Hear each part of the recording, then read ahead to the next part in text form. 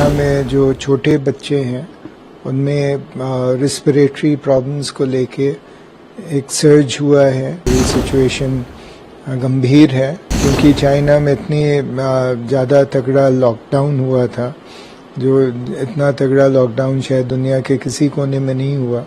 तो उस वजह से लोगों की जो इम्यूनिटी होती है वो अंदर से जैसे काफ़ी कमज़ोर हो गई या ख़त्म सी हो गई। That could be one reason. पूरी दुनिया ही काफ़ी गंभीर ढंग से मतलब ऑब्जर्व कर रही कि कैसे वो अनफोल्ड करेगी। अभी तक तो ऐसा कोई इंडिया पे तो कोई असर नहीं पड़ा है। चाइना में जो छोटे बच्चे हैं उनमें रिस्पिरेटरी प्रॉब्लम्स को लेके एक सर्ज हुआ है नंबर ऑफ केसेस में। एंड कई हॉस्पिटल्स ने तो बोला है कि ऑलमोस्ट जैसे एक दिन में 1200 करीब पेशेंट्स आ रहे हैं, जबकि पहले बहुत कम आते थे। तो ये थोड़ी सिचुएशन गंभीर है। एंड WHO इसके बारे में चिंतित है। एंड WHO चाइनीज़ गवर्नमेंट से इसके बारे में डिटेल में जानकारी प्राप्त करने की कोशिश कर रहा है। तो अभी बहुत ज़्यादा डिटेल्स इसके बारे में अवेलेबल नहीं है। जी सर, जैसे कि हम देख रहे हैं और आपने भी बताया कि बच्चों में ज़्यादा फैल रही है, इसके पीछे क्या कारण है? तो जैसे कि अभी सब जो भी है, जितनी वहाँ से न्यूज़ ट्रिकल होके आ रही है, उसके आधार ही पे लोगों के व्यूज़ बेस्ड हैं। तो अभी कुछ जैसे मैंने बताया ना, कोई 100% पक्की जानकारी किसी को भी नहीं है। बट जो न्यूज़ जो आ रही है उसमें ये है कि क्योंकि चाइना में इतनी ज़्यादा तगड़ा लॉकडाउन हुआ था, जो इतना तगड़ा लॉकडाउन शायद दुनिया के किसी कोने में नहीं हुआ। तो उस वजह से लोगों की जो इम्यूनिटी होती है वो अंदर से जैसे काफ़ी कमज़ोर हो गई या ख़त्म सी हो गई। That could be one reason.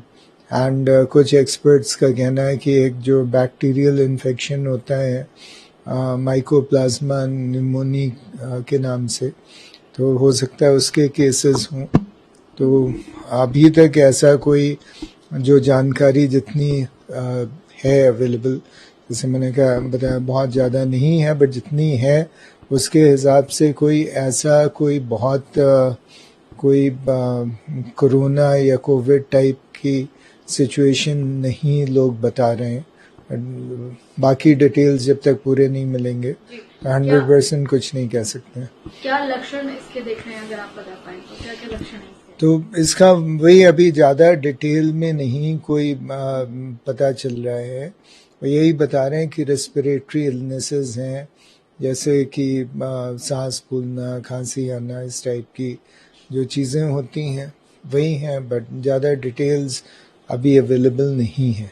Ji sir, कोई खतरा देख रहे हैं आप? क्या भारत के लिए कोई खतरा है ये? क्या महामारी के कोई साइन है?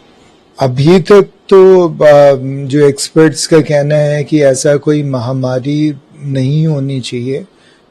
जैसे मैंने बताया कि उनका कहना है कि वहाँ लॉकडाउन की वजह से जो इम्यूनिटी लोगों की कमज़ोर हो गई, उसका हो सकता है एक रिपरकशन हो, या कोई और कॉमन कोई इन्फेक्शन हो जो उस लो इम्यूनिटी की वजह से ज़्यादा तेज़ी से बढ़ गया हो।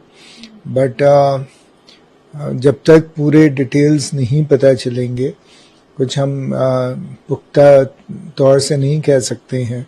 एंड जो है तब तक मतलब एक इस सिचुएशन को सभी लोग, मतलब हम ही क्यों, पूरी दुनिया ही काफ़ी गंभीर ढंग से मतलब ऑब्जर्व कर रही कि कैसे वो अनफोल्ड करेगी और क्या रूप लेगी। तो तब तक तो फिंगर्स क्रॉस ही रख सकते हैं हम लोग। क्या सावधानी बरतने की या कितना अलर्ट रहने की अभी जरूरत है हमें?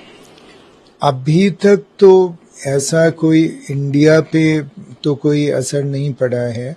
हमारे यहाँ जितने नॉर्मल पेशेंट्स बच्चे डेली भर्ती होते हैं, जैसे कि अराउंड 20-25 बच्चे डेली भर्ती होते हैं, तो अभी तो कम ही बच्चे भर्ती हो रहे हैं। करीबन 12 से 15 बच्चे डेली केवल भर्ती हो रहे हैं, और उसमें रेस्पिरेटरी प्रॉब्लम वाले बच्चे केवल 3-4 के आसपास ही हैं डेली।